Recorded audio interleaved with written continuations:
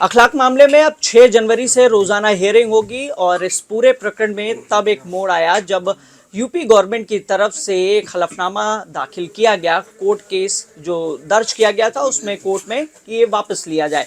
हमारे साथ अखलाक के भाई हैं जान मोहम्मद, सीधी बातचीत करते हैं। जान मोहम्मद जी, जिस तरीके का ये पूरा प्रकरण आया और उसके बाद एक दायर होती याचिका जिसमें कहा गया ये केस वापस लिया जाए और इसके पीछे जो इसका ग्राउंड था वो था सामाजिक सौहार्द। इसको आप कैसे देखते हैं और आपका पहला रिएक्शन क्या था जब आपको ये मालूम हुआ कि यूपी गवर्नमेंट चाहती है कि ये केस वापस ले लिया जाए? देखिए सर, सांप्रदायिक सौहार्द की जहाँ तक बात है वो तो निराधार है, क्योंकि सांप्रदायिक सौहार्द तो उस वक्त हमारे यहाँ का ख़राब नहीं हुआ जब ये घटना हुई थी। हम इखलाक की बॉडी हॉस्पिटल से लाए और पोस्टमार्टम में सीधे हमने कब्रिस्तान में जाकर उनका दफीना कर दिया है। कोई भी हमने आवाज़ नहीं की। सांप्रदायिक सौहार्द तो हमारे वही लोग जो अपराधियों के परिवार वाले, वो भी कई बार मरने के बाद हमारे पास आके बैठे हैं, ऐसा नहीं है। सांप्रदायिक सौहार्द तो हमारा आज भी बहुत अच्छा है, भाईचारा आज भी ख़त्म नहीं हुआ है, लेकिन पूरे गांव से नहीं, चंद लोगों से ज़रूर ख़त्म हो सकता है। गांव मेरा बहुत अच्छा है, वहाँ के लोग बहुत अच्छे हैं, मैं आज भी उनकी तारीफ़ करता हूँ, क्योंकि मैं तो उनकी गोद में खेला हूँ सर, उस मिट्टी में खेला हूँ। तो मेरे गांव के लोग बहुत अच्छे हैं, लेकिन चंद लोग हैं जिन्होंने किस भावना के तहत इस घटना को अंजाम दिया है। मिट्टी का जिक्र किया, चूंकि आप बता रहे थे 5 पीढ़ी वहाँ रही हैं, जाना होता है अब या याद आती है उस मिट्टी की? तो देखिए, याद तो सभी को आती है, हर आदमी है जो जन्मभूमि को याद करता है। जाना नहीं होता है, जाना इसलिए नहीं होता कि वहाँ जाएंगे तो हम प्रेशराइज यहाँ पर रहते हुए भी करेंगे तो वहाँ भी करेंगे। क्या इस दौरान इन 10 सालों में कभी प्रेशराइज हुए कि मुकदमा वापस ले लीजिए, ऐसा कुछ? कई बार हुआ सर, कई बार लोग, देखिए हमारे क्या कि आदमी एक सामाजिक प्राणी है और समाज से अलग नहीं रह सकता है। तो और समाज के लोग, परिवार के जो गार्जियंस हैं उनके, वो सब आते रहे हमारे पास बार बार कि भाई ये मुकदमा वापस ले लीजिए, हम जो काउंसलर का हमने मुकदमा डाला है वो हम वापस ले लेंगे। तो ये प्रेशर है, और तो वैसा कोई प्रेशर होता नहीं है कि मुझे किसने जान से मारने की धमकी दी, ऐसा तो नहीं हुआ। लेकिन ये प्रेशर ही एक तरह का कि आप ये मुकदमा वापस कर लीजिए, हम अपना वापस कर लेंगे।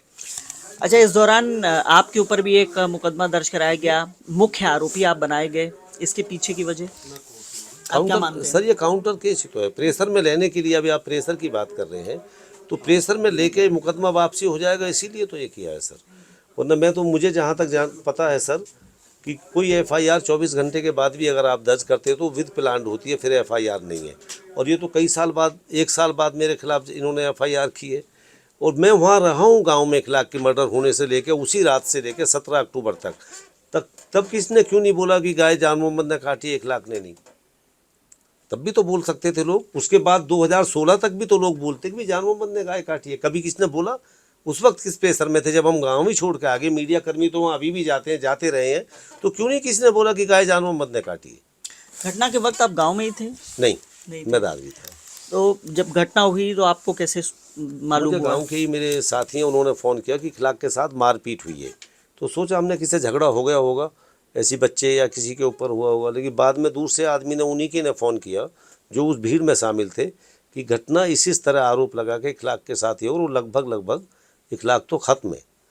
तो फिर घर में या दादरी में भी रोना पीटना मच गया। हम गाड़ी किराए की, मैं बल्कि उस वक्त बुखार में था, गाड़ी किराए की मंगाई, उसे लेके हम ढूंढते फिरे सारे में, हमें पता लगा कि भाई वो नोएडा लेके गए। फिर नोएडा पहुंचे तो वहाँ मिलने नहीं दिया हमें इखलाक से पुलिस ने। पुलिस हमसे पहले वहाँ मौजूद थी। उन्होंने कहा भाई ये कोई इन्फेक्शन फैल जाएगा ये वो, बल्कि इखलाक तो एट स्पॉट ख़त्म हो गए थे वहीं पर।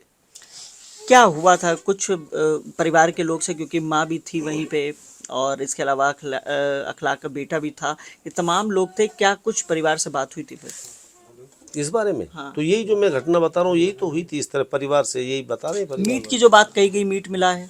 सर हमारे घर से किसी को कुछ नहीं मिला, पुलिस बताए, उसने दिखाए रिकॉर्ड में, पुलिस तो दिखाती ना इखलाक के घर से उठा के लाई है, तो बताए पुलिस। घर से 150 मीटर दूर रोड पे जो भी वो तथाकथित मीट मिला है, वो हमें क्या पता किसने ला के रखा है, कहाँ से ला के रखा है। वो आरोपी तो कहते हैं कि इखलाक के फ्रिज से लाए, हम कैसे कह सकते हैं साहब, जब हमारे फ्रिज में मीट है ही नहीं तो लेके कहाँ से आए वो? हमारे यहाँ तो कोई मीट नहीं था। मैंने पूछा बच्चों से, इखलाक से पूछा, बेटी से पूछा, उसने रोते हुए बताया कि चाचा छोटा सा मीट, इतना एक पका हुआ जो होता है सब्जी बनी हुई, वो एक डिश में रखा हुआ था जो बच गया था खाने से, वो तो था फ्रिज में, बाकी फ्रिज में हमारे मीट का क्या मतलब है। इस दौरान फॉरेंसिक की जांच हुई 2 बार, एक बार बताया गया कि वो मीट है, दूसरी बार बताया गया गौवंश है, आपका क्या रिएक्शन इसको लेकर? सर हमारे देश में कुछ भी पॉसिबल है, तो ये कोई नई बात नहीं। जब फर्स्ट टाइम रिपोर्ट आई है उसकी, टीवी ने भी दिखाया और मीडिया वालों ने भी दिखाया, अखबार में भी आया है, और उन्होंने डिस्क्रिप्शन भी दिया है उसका कि हमने 4 से 5 इंच के मीट के टुकड़े की जांच की, चेहरे की खाल की जांच की और 4 पैरों की जांच की घुटने से नीचे, उस रिपोर्ट में है दादरी वाली में। तो ये मटन है। एक अंधा आदमी भी पैर देख के बता देगा ये किस जानवर के पैर हैं, बकरे के या भैंस के या गाय के या बछड़े के हैं, अंधा आदमी बता सकता है। तो क्या वो पैर क्यों नहीं भेजे गए मथुरा लैब में? पुलिस ने अगर जांच के लिए मीट भेजा, कितने दिन बाद भेजा, कब भेजा, कितना भेजा, किस पशु का भेजा, हमें क्या पता है सर। हम तो अपने रोने पीटने में थे। वो 4 पैर जो दादरी आए थे बकरे के, वो 4 पैर क्यों नहीं भेजे गए मथुरा? अगर वो गाय के थे तो गाय के साबित पैर होते ना। वो कौन सा मीट, कितना बड़ा टुकड़ा, कितना ग्राम मीट, ये तो मथुरा रिपोर्ट ने कहा ही नहीं। कि वो तो ये कहती है कि जो भी मीट आया था केमिकल की जांच के बाद ये लगा गाय या गाय के वंश के किसी प्राणी का मीट है, किसी पशु प्राणी का। तो साहब हमें क्या पता कौन सा मीट भेजा, कब भेजा है? हमें तो विश्वास है जब दादी की रिपोर्ट कह चुकी है 4 पैर हैं जिसमें शामिल, तो पैर क्यों नहीं भेजे गए मथुरा लेबोरेटरी में? वो मीट पुलिस ने डिस्ट्रॉय क्यों कर दिया? वो तो केस ऑफ प्रॉपर्टी है, वो साहब डिस्ट्रॉय कैसे कर सकते हैं जब तक उस पर केस चल रहा है? पता नहीं क्या हुआ था। हम तो साहब, हमें तो कभी कानूनी पत्रों का पता नहीं, हमारे ख़ानदान में कभी परिवार में हुआ नहीं।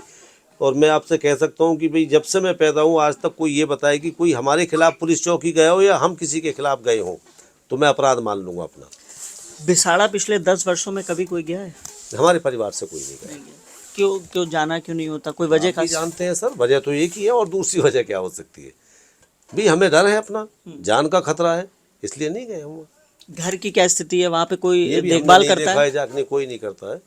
तोड़ फोड़ घर में हुई होगी, बरसातें भी गुजरी हैं, ये भी होता है। और फिर जब खाली पड़े घर तो जानवरों का भी अड्डा बन जाता है, बंदर वगैरह ऐसे होते हैं।